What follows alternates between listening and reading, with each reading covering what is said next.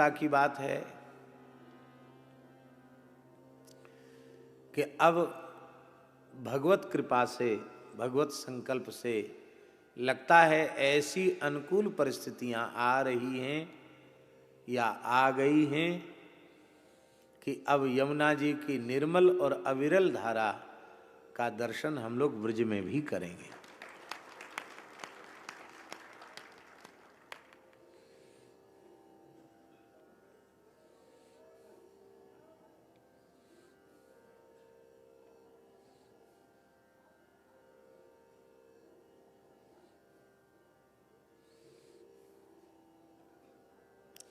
वैसे तो हम लोग मानते हैं कि यमुना जी जब साक्षात श्री कृष्ण स्वरूपा हैं, श्री कृष्ण में और यमुना जी में तनिक भी भेद नहीं है, तो उनके स्वरूप में तो विकृति त्रिकाल में भी संभव नहीं है। उनका जो सच्चिदानंद स्वरूप है उसमें विकृति किसी काल में संभव नहीं है। किंतु भौतिक जगत में इन चर्मचक्षुओं से जिस स्वरूप का हम लोग अनुभव करते हैं उसको देखकर प्रसन्नता न होकर पीड़ा होती है। ये बात यद्यपि कहनी नहीं चाहिए, हम तो श्रद्धापूर्वक स्वीकार करते हैं, कैसी भी परिस्थिति आ जाए तीर्थराज प्रयाग में गंगा यमुना सरस्वती का मिलन सर्वकाल से होता आया है, हो रहा है और होता रहेगा। उसमें शास्त्र की दृष्टि से, भाव की दृष्टि से अंतराय पड़ने वाला नहीं है, किंतु स्थूल दृष्टि से, प्राकृत दृष्टि से यदि हम देखें तो यमुना जी की जो धारा श्री यमुनोत्री से प्रवाहित हुई है, क्या वह धारा तीर्थराज प्रयाग में गंगा जी से मिल रही है क्या? महाराज जी, हथनी कुंड में जल रोक दिया गया, भगवत कृपा से उस क्षेत्र तक हम वाहन से गए हैं, बीच में एकदम सूखा पड़ा है, पर भाव से तो हम लोग स्वीकार करते हैं कि ब्रज में भी यमुना जी हैं, यहाँ भी यमुना जी हैं। लेकिन अब दिल्ली में जिस अविरल निर्मल यमुना की बात देश के मुखिया प्रधानमंत्री जी ने कही है, तो वो अविरल निर्मल स्वरूप जो यमुना जी की धारा है वो दिल्ली तक आएगी और दिल्ली से ब्रज तक आएगी और ब्रज से प्रयाग तक आएगी, तभी माना जाएगा।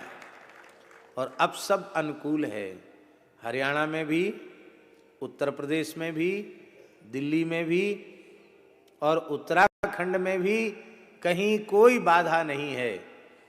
और इतनी अनुकूलता होने के बाद भी और यदि जो कार्य होना चाहिए वो नहीं हो पाया कथनचित, तो हम समझते हैं इससे बड़ा दुर्भाग्य भी कोई दूसरा नहीं होगा।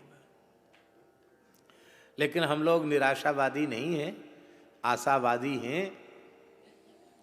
एक प्रामाणिक व्यक्ति ने अपने वक्तव्य का आरंभ श्री यमुना मैया की जय कह करके किया है, और हमारे लिए तो परम प्रामाणिक पूज्य गीता मनीषी जी हैं, आपने बता दिया, तो अब तो बात पक्की हो गई। तो अब जल्दी से जल्दी हम लोग दिल्ली में भी खूब गोता लगाएंगे, आचमन करेंगे, जल पिएंगे और श्री ब्रह्मांड घाट पर भी दिव्य आरती का दर्शन करेंगे। आरती तो होती ही है और दिव्यता उसमें आवेगी। आज भी महाराज जी श्री अयोध्या जी में अनेक संतों का नियम है सरयू जलपान का, और अनेक संतों के स्थानों में आज भी संपूर्ण रसोई सरयू जल से सिद्ध होती है, क्योंकि वहां सरयू जी का जल इतना दिव्य है, बहुत ही दिव्य है सरयू जी का जल। हम जब जब श्री अवध जाते हैं तो सरयू जी से प्रार्थना करते हैं कि हे सरयू जी, ऐसे ही प्रचुर और विपुल स्वच्छ निर्मल जल से हमारी यमुना जी प्रवाहित हों, आप हमें यही आशीर्वाद दें। तो भगवान की कृपा से सब समय की अनुकूलता आ रही है, आ गई है, इसलिए हम लोग यमुना जी का भी अविरल निर्मल दर्शन करेंगे। इसके लिए बहुत से संतों के मन में बहुत पीड़ा है। हमारे गोकुल के श्री पंकज बाबा वल्लभ कुल के, उनका संदेश आया था कि बाबा बहुत ही पीड़ित हैं कि कुंभ में कहीं भी किसी मंच से यमुना जी की कोई चर्चा नहीं उठ रही है। तब चर्चा क्या उठे, इतना अनुकूल परिणाम आ गया, तो अब तो यमुना जी को प्रवाहित होना ही है। पर हम सब लोगों को भी थोड़ा रमाना चाहिए। बछड़ा रमाता है तब गैया पिन्हाती है और फिर दूध उसको पीने का अवसर प्राप्त होता है। तो यमुना जी के भक्तों को भी थोड़ा रमाना चाहिए। कहना तो चाहिए नहीं महाराज जी कि नहीं, रमाना तो हमारा धर्म है, कर्तव्य है, वो करना चाहिए। अब अधिक समय न लेते हुए भक्ति के स्वरूप को हम अपने हृदय में प्रतिष्ठित करना चाहते हैं, भक्तमाल ग्रंथ का आश्रय लेकर के। तो भक्ति का स्वरूप क्या है?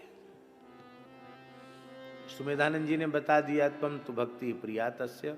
भक्ति माने कोई अलग से कोई देवी देवता नहीं, भक्ति माने भगवान की प्रियतमा, भगवान की आह्लादनी शक्ति, भगवान की प्राण प्रियतमा, वही भक्ति है। इसलिए श्री राधा रानी साक्षात भक्ति हैं, श्री जानकी जी साक्षात भक्ति है। ये भक्ति स्वरूप आई है। भक्ति के सुश्रृंगारित सुसज्जित स्वरूप को अपने हृदय सिंहासन पर विराजमान करना है। हमारे ब्रज में एक संत हुए पूज्य महाराज जी, तो खूब उनके संबंध में महाराज जी ने श्रवण किया ही होगा। पूज्य बाबा श्री प्रिया शरण जी निम्बार्क संप्रदाय के थे। हमने उनका दर्शन नहीं किया क्योंकि 50-55 वर्ष से भी अधिक तो उनको भगवत धाम प्रयाण किए हुए हो गया, तो हमने कहाँ से दर्शन किया होगा। हमने उनका दर्शन नहीं किया, लेकिन प्रामाणिक संतों से सुना है महाराज जी कि उनके रोम रोम से लोगों ने राधा नाम का श्रवण किया, ऐसे संत थे। पूज्य पंडित श्री गया प्रसाद जी महाराज को उनका सुदीर्घ काल तक सत्संग प्राप्त हुआ। हमारे पूज्य गुरुदेव भक्तमाली जी को भी उनका संग बहुत समय तक प्राप्त हुआ। बहुत विरक्त और बड़े अद्भुत संत थे। और महाराज जी बड़ी विलक्षण बात यह है, जन्म उनका काशी का था, काशी के ही निवासी थे वो। पवित्र विप्र कुल में, विद्वत कुल में उनका जन्म हुआ था और स्वयं शास्त्रों के बहुत अच्छे विद्वान थे। हमने सुना है प्रामाणिक महापुरुषों से कि न्याय व्याकरण वेदांत आदि विषयों में बहुत अद्भुत पांडित्य उन्होंने प्राप्त किया था। और वो पुराण उराण नहीं पढ़ते थे, बहुत महत्व बुद्धि नहीं थी उसके प्रति। तो भगवान किस माध्यम से किस जीव पर कैसे कृपा करें। एक कोई प्रेमी मिले, उन्होंने कहा पंडित जी ये मूल भागवत है, इसको थोड़ा सा पाठ कर लीजिए। अब बोले नहीं हमको फुर्सत नहीं है। कहा अभी तो अवकाश चल रहा है, आप थोड़ा थोड़ा तो देखिए पढ़िए। तो हठ पूर्वक भागवत जी की पोथी पकड़ा दी। विद्वान तो थे ही, पाठ करने लगे तो रसास्वादन होने लग गया। और महाराज जी एक ही भागवत के मूल पारायण में काशी छूट गई, वृंदावन आ गए, एक पारायण। अपने पिता माता की अकेली संतान थे, पवित्र विप्र कुल का जन्म था। और इतनी तीव्र व्याकुलता भगवत साक्षात्कार की उनके मन में हुई कि वे जब ब्रज में आए, अंग्रेजी शासन का काल था उस समय, तो उन्होंने देखा पुरुषोत्तम मास था, अधिक मास, और वृंदावन आए तो वृंदावन में दंडोती परिक्रमा चल रही थी। तो उन्होंने पहली बार ही ये दृश्य देखा कि लोग ऐसे साष्टांग करते हुए चल रहे हैं। तो उन्होंने कहा ये क्या है? बोले पुरुषोत्तम मास है, दंडोती परिक्रमा कर रहे हैं। क्या होता है इससे? बोले जो अभीष्ट हो उसकी सिद्धि हो जाएगी।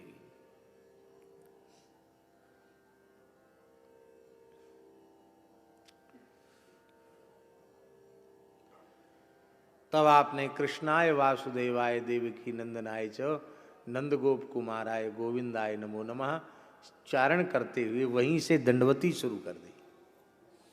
और अभीष्ट केवल भगवत साक्षात्कार। और एक ही दंडवती में राधा रानी के सहित श्री कृष्ण की झलक मिल गई, उनको दर्शन हो गया। इसके बाद उन्होंने निम्बार्क संप्रदाय में दीक्षा ली और बाबा प्रिया शरण जी के नाम से वे प्रसिद्ध हुए। बिहारी जी की बगीची में बहुत काल तक रहे। बिहारी जी की सेवा की व्यवस्था नंदगांव में, बरसाने में, सब जगह सेवा की व्यवस्था एक श्रीमंत व्यक्ति को प्रेरित करके उन्हीं के माध्यम से कराई गई। और उस महानुभाव ने, जिसने बाबा का संग पाकर अखंड ब्रजवास किया, अटल ब्रजवास किया, किसी बात के ऊपर कोई बात हो गई, बिहारी जी की बगीची में बाबा थे और उसने कहा कि ये सेठ अमुक है जो आपकी इतनी बात सुन रहा है, और नहीं तो हरगूलाल किसी को इतना आदर नहीं देता। ऐसा उनके मुंह से निकल गया। बाबा मुस्कुराए और उठे और उन्होंने कहा कि तुमने हमारे जैसा भी कोई नहीं देखा होगा अब। और कहकर बाबा वहाँ से पैदल ही रात्रि को ही चल पड़े। उलट करके दृष्टि उठाकर उधर नहीं देखा। अपने संपूर्ण जीवन में संग्रह परिग्रह से सर्वथा विमुक्त नामनिष्ठ संत श्री प्रिया शरण बाबा, जो वाणियों के भी बड़े अद्भुत विद्वान थे। और हमको ऐसा लगता महाराज जी के आए थे, इसलिए यहाँ की उपासना के रहस्य को भी ठीक से समझ पाए, क्योंकि मूल तो शास्त्र ही है ना। तो बाबा प्रियाशरण जी महाराज का एक वाक्य, इतनी बात इसलिए कहनी पड़ी कि उनके वाक्य के प्रति हम सबके मन में महत्व बुद्धि प्रकट हो। बाबा प्रियाशरण जी कहते थे कि भक्ति महारानी कर्ण मार्ग से प्रविष्ट होती है।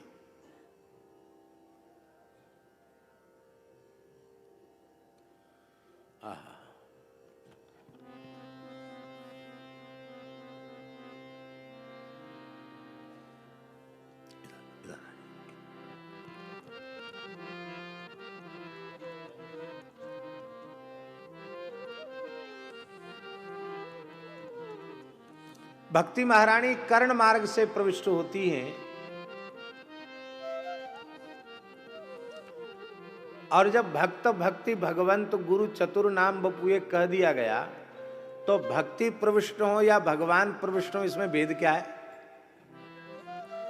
इसलिए प्रविष्टः कर्णरंध्रेण स्वानाम भाव सरोरुहम धुनोति शमलम कृष्णः सलिलस्य यथा शरत् शृण्वतां स्वकथां कृष्णः पुण्यश्रवण कीर्तनः हृद्यन्तस्थो यभद्राणि विधुनोति सुहृत्सताम्। दोनों ही श्लोकों में कर्ता पद कृष्ण है, विधुनोति क्रियापद के कर्ता श्री कृष्ण है। तो कृष्ण कर्ण मार्ग से प्रवेश करते हैं अथवा भक्ति कर्ण मार्ग से प्रवेश करती है, इसमें कोई अंतर नहीं है। ये प्रिया शरण बाबा का मत है। भक्ति कहो या कृष्ण कहो या कृष्ण की कथा कहो या कृष्ण का नाम कहो या कृष्ण की लीला कहो, सब एक ही बात है। लेकिन जब भीतर प्रवेश करते हैं श्री कृष्ण अथवा श्री कृष्ण स्वरूपा भक्ति, तो महाराज जी वो देखती हैं, ये बाबा का भाव वाक्य है प्रिया शरण जी का, वो देखते हैं कि मेरे लिए उपयुक्त आसन यहां विराजमान है कि नहीं।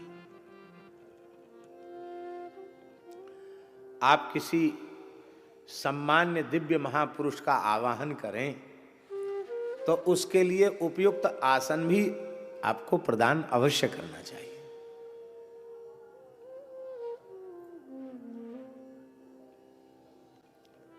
और आने के पहले वो आसन प्रतिष्ठित करना चाहिए कि आके वो उस पर सम्मान पूर्वक विराजे। तो भगवान किस आसन पर विराजमान होते हैं? बाबा प्रिया शरण जी का वाक्य है कि भगवान और उनकी प्राण प्रियतमा भक्ति दैन्य के सिंहासन पर विराजमान होती है। दीनता, दैन्य का वास्तविक अर्थ है अहं शून्यता, और अहं शून्य हुए बिना न ज्ञान का प्रकाश होगा न प्रेम का प्रकाश होगा, भक्ति का प्रकाश। ज्ञान का प्रकाश चाहें या भक्ति का प्रकाश चाहें, अहं शून्य तो होना ही पड़ेगा। दैन्य, दैन्य के आसन पर भक्ति विराजमान होती है।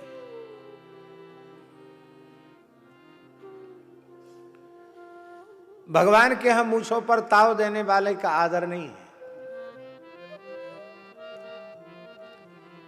यही दरबार दीन को आदर, यही दरबार दीन को आदर, यही दरबार दीन को आदर, यही दरबार दीन को आदर, रीति सदा चली आई, रीति सदा चली आई।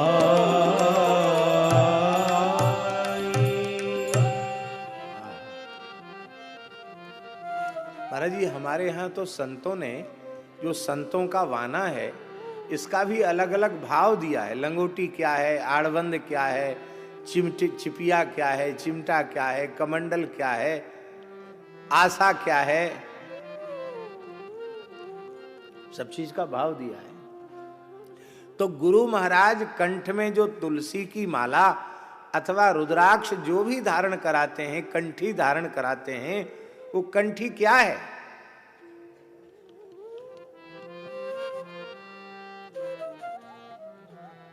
कोई न कोई संप्रदाय की परंपरा के अनुसार माला धारण कराते हैं कि नहीं? वो माला क्या है?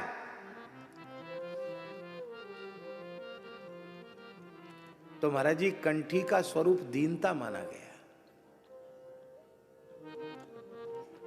बांधी जंजीर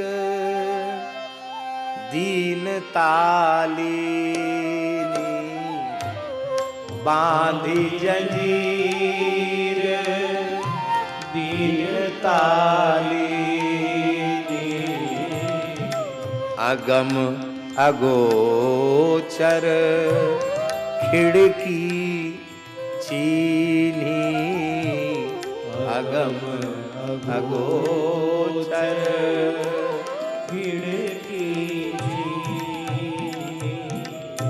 सदगुरु भगवान के करकमल से ये दीनता की जंजीर कंठी बांध ली तो अगम अगोचर खिड़की को छीन लिया, अर्थात उस परमात्मा तत्व की अनुभूति का अधिकारी बन गया।